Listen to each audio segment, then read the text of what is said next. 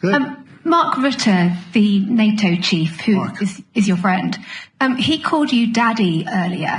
Do you regard your NATO allies as kind of children? No, he likes me. I think he likes me.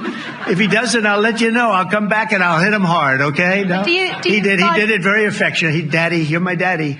Do you regard your NATO allies, though, as kind of like children, and they're obviously listening to you and they're spending more, and you're obviously appreciative of that, but do you hope that actually they're going to be able to defend themselves, defend Europe on their own?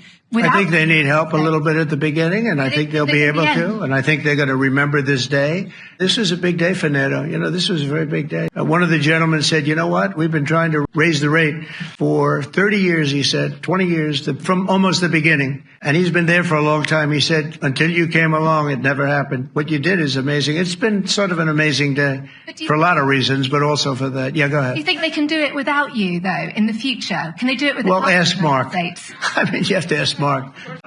There's a reason the president calls out fake news for what it is.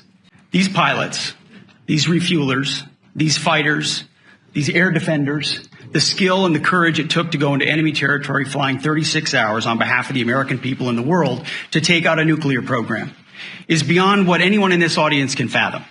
And then the instinct of CNN, the instinct of the New York Times is to try to find a way to spin it for their own political reasons, to try to hurt President Trump or our country. They don't care what the troops think. They don't care what the world thinks. They want to spin it to try to make him look bad based on a leak. Of course, we've all seen plenty of leakers. And what do leakers do? They have agendas.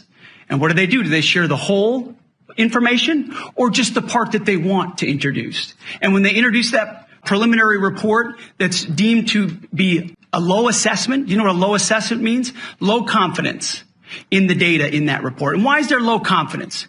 Because all of the evidence of what was just bombed by 12 30,000-pound bombs is buried under a mountain, devastated and obliterated.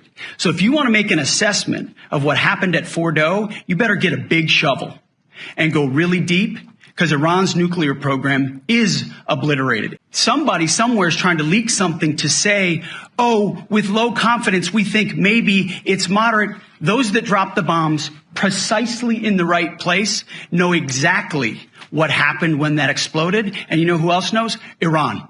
That's why they came to the table right away, because their nuclear capabilities have been set back beyond what they thought were possible because of the courage of a commander-in-chief who led our troops, despite what the fake news wants to say.